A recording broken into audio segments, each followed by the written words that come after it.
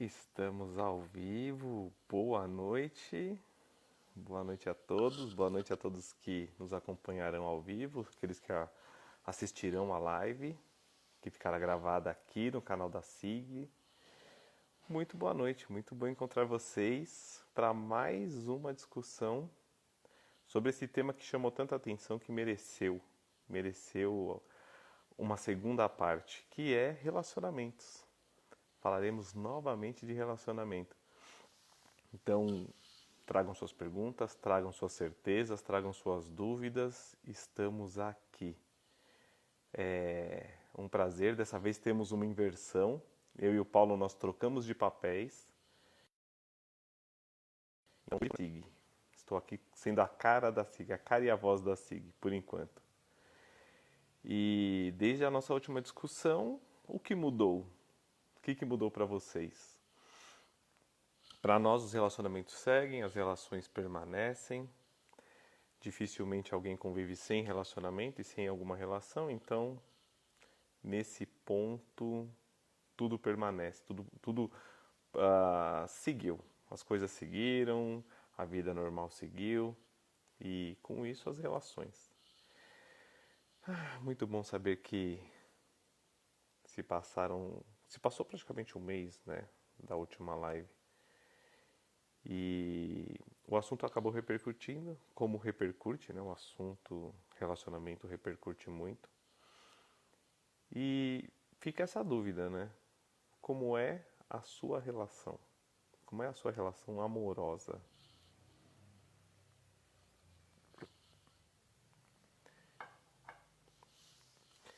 Então, para hoje, nós teremos essa discussão, teremos essa retomada. E enquanto o Paulo não chega, acredito que o Paulo logo chegue, torço para que Fernanda e Mayra consigam participar também, é sempre gostoso. Assim a gente entrega para vocês o contraditório, a dúvida, aquilo que faz parte da discussão, que é a divergência de opinião. E é sempre uma delícia trazer divergência de opinião. E, para além disso, saber do relacionamento de vocês. É lógico, nunca é de vocês, é sempre de um amigo, de um primo, o relacionamento de um parente distante. Então, se tem uma coisa que a gente gosta de saber é como estão as relações, principalmente dos outros, né? A relação do outro é uma delícia de trabalhar, é uma delícia de conversar, de discutir, de opinar. Opinar é a melhor coisa que tem. Não há melhor terapia do que acompanhar o relacionamento alheio. Isso trata qualquer situação. Nem sempre a gente olha para o relacionamento dos outros e pensamos nos nossos, mas olhar para o relacionamento do outro nos faz deixarmos de pensar nos nossos. Isso ajuda muito, é muito bom. É um ponto de fuga maravilhoso. E eu nem sou crítico disso, viu? Não sou, eu acho que é bem legal quando essas coisas acontecem e faz parte do jogo. E para quem estiver assistindo, uma das coisas que eu quero saber é: a relação mudou? O que mudou? Ou como está a relação amorosa? Como tem conduzido? Como você tem conduzido a relação amorosa? Ou para onde você tem deixado que ela vá? E é lógico, deixa eu aceitar aqui o Paulo.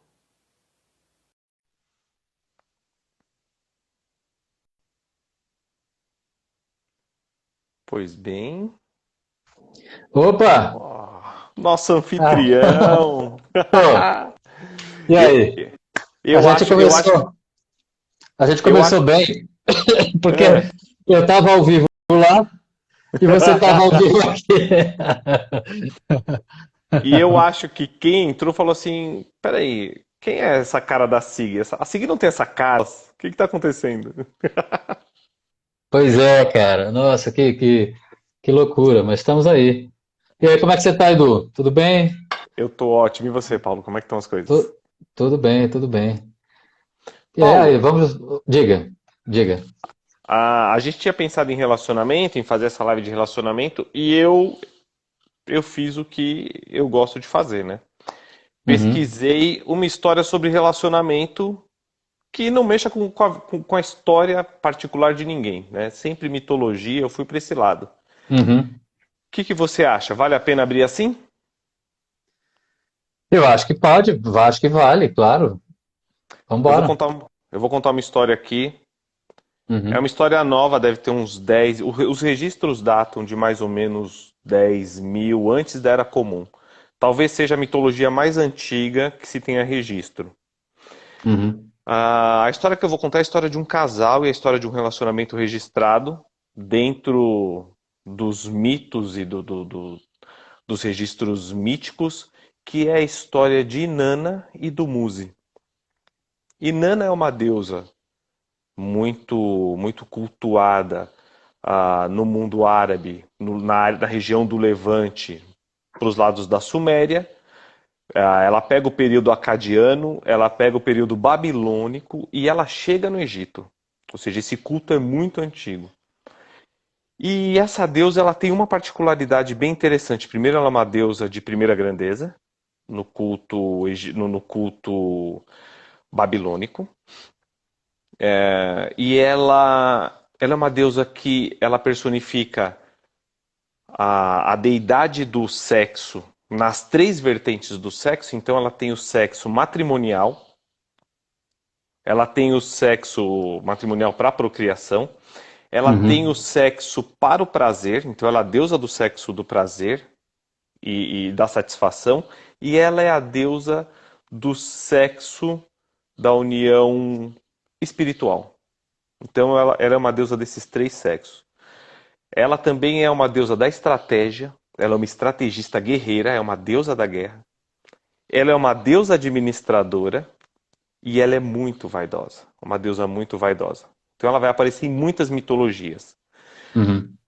Conta a lenda, então contam a epopeia de Gilgamesh, já começa a falar dela, que ela é uma deusa que conheceu Gilgamesh, e Gilgamesh era um ser que vivia na Terra, e ela quer ter uma relação amorosa com Gilgamesh e ele se recusa. Ele diz: Não, eu não quero. Então ele diz não a uma deusa. Ela fica muito contrariada e ela faz o que uma deusa faz, ela quer se vingar. Como ele me recusou? Eu sou a deusa do prazer. Como ele me recusa e se recusa a estar comigo? Então o que ela faz? Ela solta o touro dos céus para que ele ataque Gilgamesh. Gilgamesh é um herói. E ele mata o touro dos céus. Ela fica contrariada, fica possessa, mas ela sai dessa história.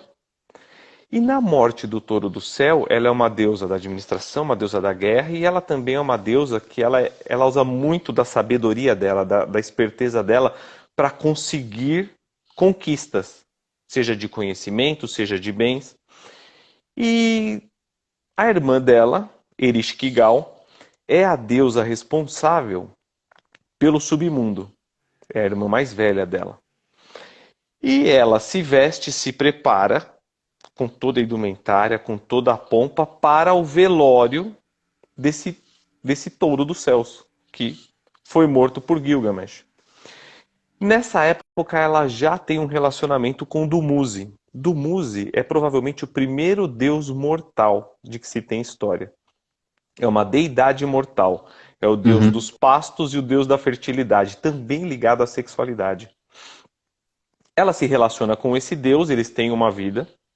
Há poemas registrados no barro, registrados em argila, dela para ele. É uma coisa muito bonita. E ela sai da terra para descer no submundo. É só que a irmã dela, Ereshkigal, desconfia de que as intenções da irmã não são apenas o de um velório. A de Uhum. aparecer num velório.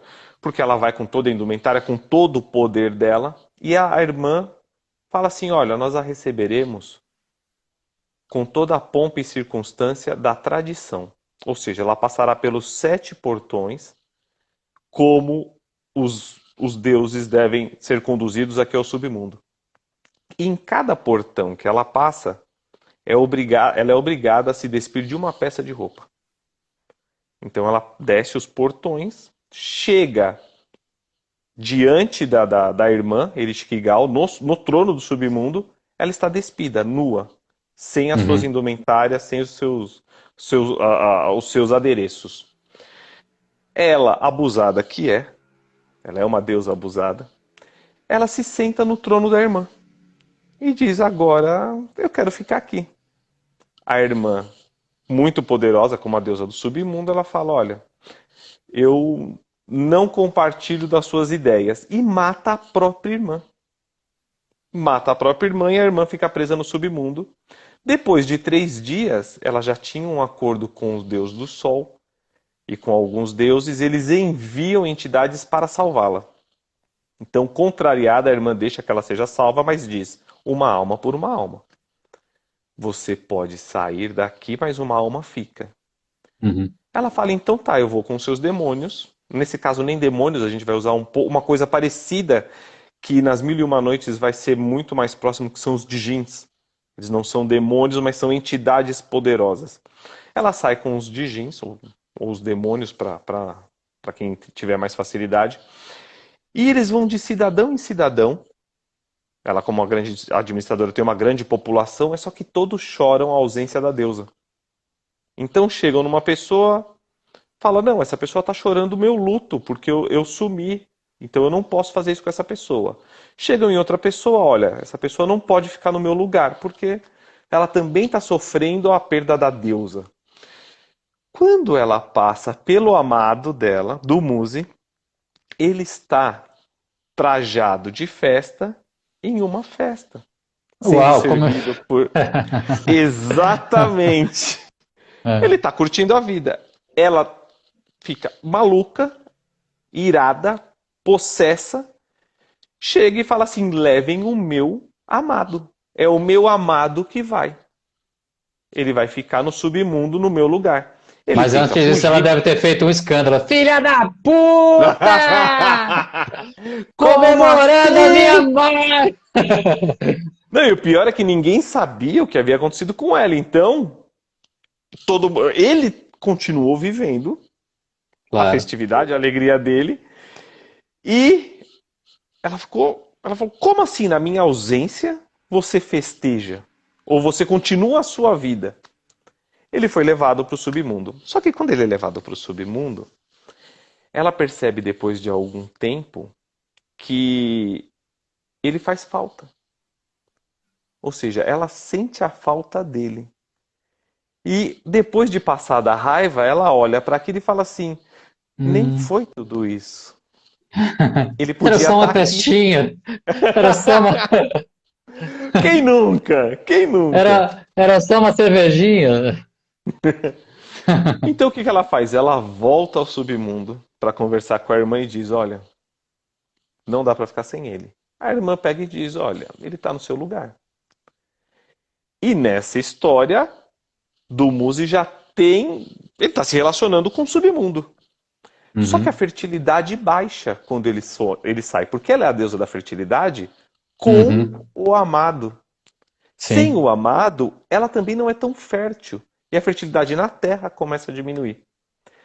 Ela, como a deusa da fertilidade e do sexo, e do prazer, das 3 formas sexuais, ela começa a não ter prazer sexual. Ela não tem as 3 formas sexuais. Uhum. Então ela desce, entra num acordo com a irmã, e o acordo é: ele fica 6 meses com a amada, Inanna, 6 meses ele fica com Ereshkigal. Quando ele sai do submundo, a irmã dele fica no lugar. Então eles revezam. Uhum. Mesmo ele sendo um deus mortal. Mas para que ela viva o amor com esse deus. E essa é a deusa Inanna. Por que eu trouxe a história de uma deusa e não de um deus grego? Para falar de amor. Porque a gente tem histórias de Zeus, a gente poderia aqui por horas. Mas nesse caso, e essa história é muito mais antiga que as histórias gregas, romanas ou egípcias, nós temos uma deusa como protagonista. E é uma deusa que ela é ativa no amor, ela é ativa na luta pelo que ela quer, mas ela também sofre as consequências das reações do amor dela. Que não é só um amor de carinho, ela não é só uma Deméter, ela não é só uma Afrodite, ela tem nuances na forma de amar. E ela também se ira com o amado, que é muito Claro. interessante. Uhum. E ela paga as consequências disso. Então, a história dela, eu acho que numa época onde a gente está falando muito de mulher, de mulher na relação, de mulher nas relações, e principalmente na relação amorosa, é interessante para que as mulheres vejam que existe um mito extremamente antigo, talvez, provavelmente um dos mais antigos da humanidade, já registrado, ou seja, que se tenha registro, que trata de uma deusa e que é presente até hoje. Para quem é cristão católico, o símbolo de Inanna é presente em qualquer igreja cristã católica. Todas as igrejas católicas contêm o símbolo de Inanna. Ele está lá. Se não estiver no altar, em toda a entrada de igreja há a estrela de 8 pontas, que é do culto a essa deusa suméria, essa deusa muito antiga. E acho que ele dá margem o suficiente para se refletir sobre relacionamento Ou amoroso. se dá, ou se dá. Então eu trouxe essa. Hoje eu só trouxe essa, tá aí, ó, tá na mão de É, vocês. Se virem com isso. tá tudo aí, né? É Muito. interessantíssimo, porque, embora se trate de uma deusa, né? É mitologia e tudo, mas as questões humanas estão todas presentes ali, né?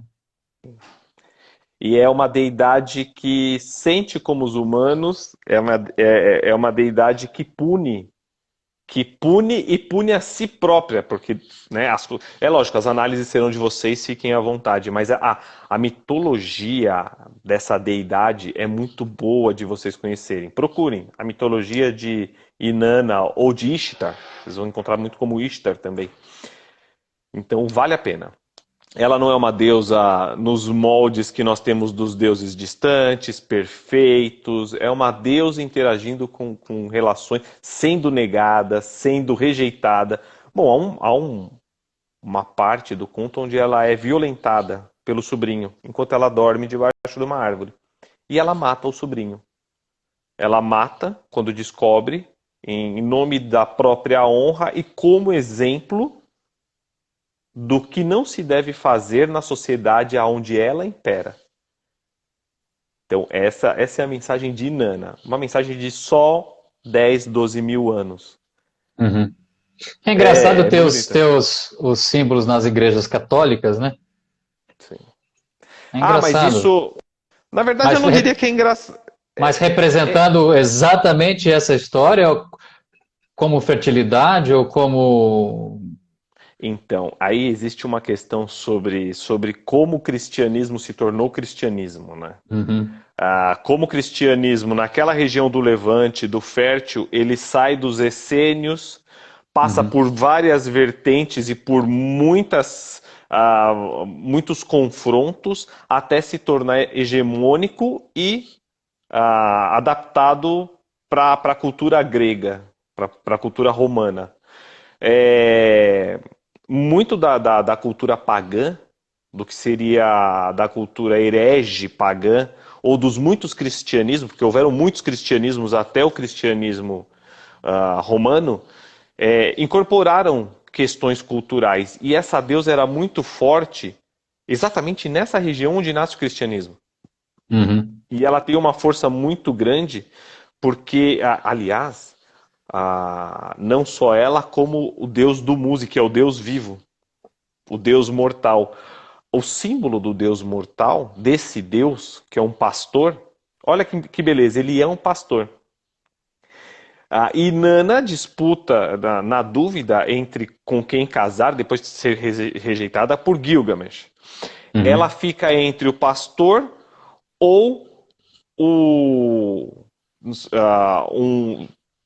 como se fosse um primo de um outro clã que é da parte do cultivo de terras. Então ele é da parte da agricultura. E ela escolhe ficar Dumuse ou Tumus, vocês vão também encontrar Tumus, e o símbolo dele é um T de Tau.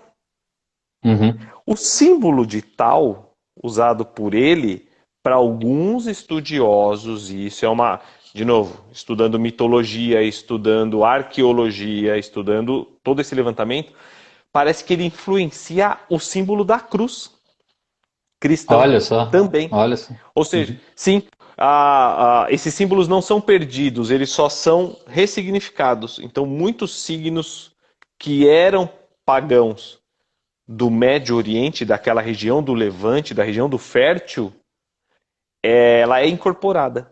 Algumas ainda aparecem no judaísmo, então a gente vai ter as histórias da Lilith, Uhum. que não aparecem no Antigo Testamento, não explicitamente, mas aparecem muito nos estudos bíblicos judaicos. E nós temos as mitologias e a devoção a Inanna, inclusive, aparece no Velho Testamento, porque era uma questão da região. E a igreja incorporou porque esses símbolos são mais fortes do que eles são fortes por si, né? Todo o empenho e toda a devoção religiosa que há, ela não morre para os estudos religiosos, né? Então Uhum. ela é transformada. Então tem muitos símbolos, Incrível. sim. Muito bom, Sim. muito bom. Agora, vamos vir para o nosso papo principal, que é relacionamentos. Eu acho que Sim. dentro dessa história incrível da mitologia, aliás, eu vou buscar, achei incrível, a gente vai trazer para o nossa história aqui, cotidiano de todo mundo, porque aí tem ciúme, aí tem vingança, aí tem. Aí é quase Nelson Rodrigues isso aí. Olha, Né? é uma delícia, né? Porque se aproxima muito da É, vida real e é, sai muito dos é, contos de fadas, né? é Vem pro a choque. vida como ela vem pro choque. Na live passada, a gente acabou a nossa live com o questionamento ali dos relacionamentos, né? É, a gente falou muito de relacionamento a dois, que é o que a gente está falando nesse momento, como se relacionar melhor, qual que é o grande mistério, ou as grandes dicas, ou as grandes atitudes para você ter um relacionamento saudável, ou minimamente saudável. Mas aí no final foi questionado, e aquelas pessoas que não querem se relacionar? E muitas vezes elas são cobradas pela família, ou cobradas por uma igreja, ou cobradas pela própria sociedade que ela tem que se relacionar. Mas talvez ela já tenha se perguntado, talvez tenha até feito terapia na SIG e avaliado algumas coisas e tudo mais, e de repente ela fala, olha, eu não quero me relacionar, não quero ter um relacionamento a dois. E aí, Edu, como é que fica? Então, quando a gente se posiciona diante do mundo, quando eu me posiciono diante do mundo, o mundo vai me persuadir. Ele vai me forçar, ele vai me testar. E não é porque é comigo, é lógico. Para mim é o pior incidente do mundo. Mas o mundo é assim. É lógico, o mundo tá me confrontando e é nessa relação que eu começo a me entender ou me conhecer. A questão é quão forte eu sou diante do que eu quero para me manter ao que eu quero experimentar. Porque a minha opinião pode mudar. Minha opinião pode mudar com o tempo. Mas quando eu estou disposto a me permitir viver a minha experiência para além da opinião do outro. E aí a gente pode bater numa questão, a gente está falando da relação, certo? Pressão, vamos Hum. colocar, já que a gente trouxe o mito, vamos colocar Uhum. pressão religiosa. E se eu estou querendo não ter uma relação num meio que muitos são casados, ou pior, eu quero ter uma relação no meio onde não é permitido se relacionar. Um meio onde se mantém o celibato. Um meio onde só pessoas da mesma denominação religiosa se relacionam umas com as outras. O inverso é igualmente pesado. A questão é, quanto eu sou maduro para manter a minha posição e arcar com as consequências disso? Porque isso exige que eu tenha postura e maturidade para lidar com isso. Querem ver como que as pessoas dão soluções para isso na vida real? Eu já conheci casais que estavam numa congregação, num meio religioso, onde não era permitido, por exemplo, assistir TV. Eles tinham a TV dentro do guarda-roupa. Eles não queriam sair da religião, não queriam ser julgados por isso, mas não consideravam justo terem uma decisão pessoal tomada por um coletivo.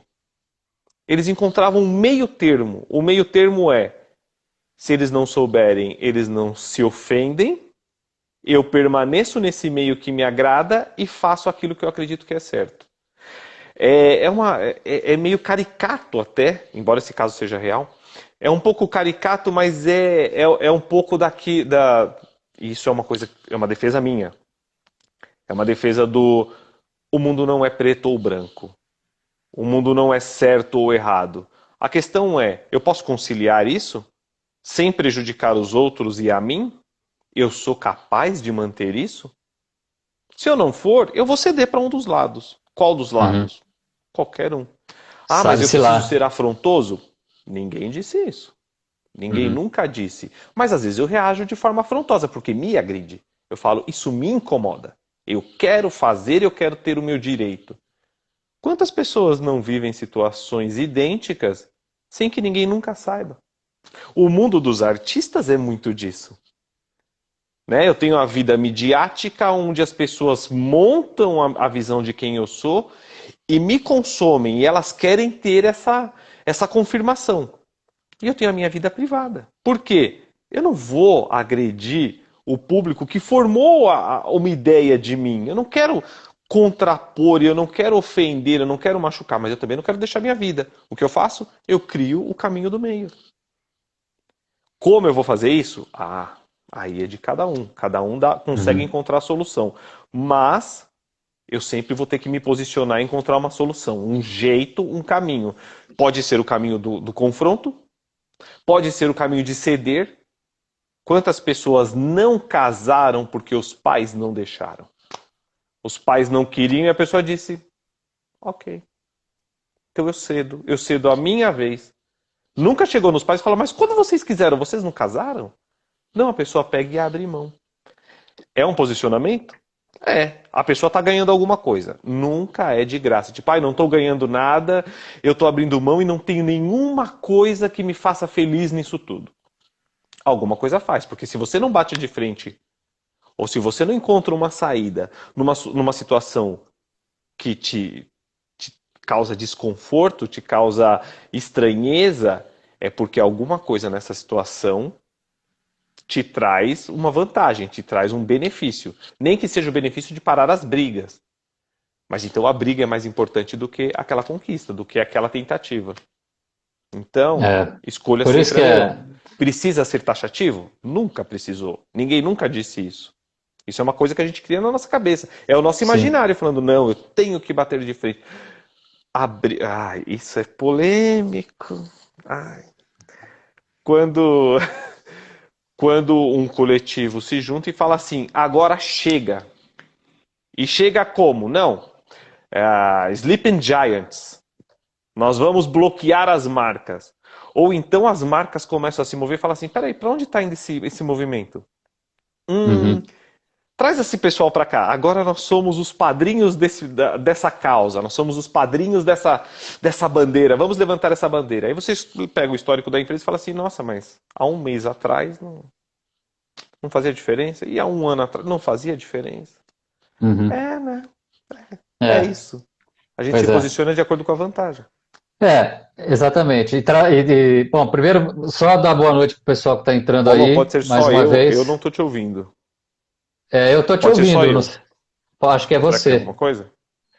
Eu estou ouvindo normal. Peraí, Tá deixa eu. normal? Deixa Alguém eu que ver está me aqui. ouvindo aí pode dizer que está me ouvindo ou não?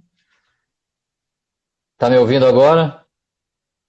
Pra mim parece também que tá normal. Deixa eu ver se Peraí. tem mais alguma coisa aqui. Pera Alguém escreva aí. se está funcionando aí Tô voltando. o meu microfone. Se não tiver, Engraçado, eu eu não estou tiro. te ouvindo. você me ouve bem, pelo jeito. Tá me Alguém ouvindo mais sim, ouve? ó. Todos ouvem? Todos ouvem o Sim, Paulo? sim, Só eu estou não dizendo que ouço. sim. Tá Paulo, acho que sou ouvindo? só eu que não te ouço, cara. O que tá acontecendo aqui? Não sei. É, Ouvindo quer me perfeito, xingar, ó. Paulo? Não, porque todo Me mundo vai ouvir. ofenda, me ofenda para eu ver o que está acontecendo. É É, engraçado. Ô, Eu Edu, só que não estou te ouvindo. Alguma coisa é, aconteceu aqui. Peraí. pluga de novo no celular aí, porque o assunto tá rico. Pessoas especialistas em mídias, me deem dicas, hein? E o seu áudio tá ótimo, eu tô ouvindo normal. Só que é impossível a gente se conversar sem se ouvir. É, É, realmente, eu. Deve ser alguma questão aqui. entra e Eu sai de vou. Peraí, novo. deixa eu ver se eu posso fazer alguma coisa. Além de chorar. Quer dizer, sai e entra, né? O pior é que vocês estão me ouvindo, né? E eu tô falando esse monte de baboseira. É, alguém falou, pluguei, deixa eu ver aqui Pluga o o som, como é que fone. tá saindo. Tira o fone.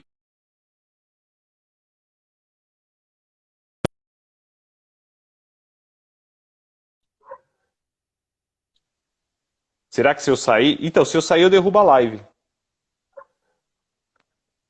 Deixa eu ver. É, Fala aí, Paulão. Deixa eu ver. tá me É, ouvindo aí realmente. agora? Eu tô sem fone, mas não tá. Eu não tô ouvindo nada. Estranho, né?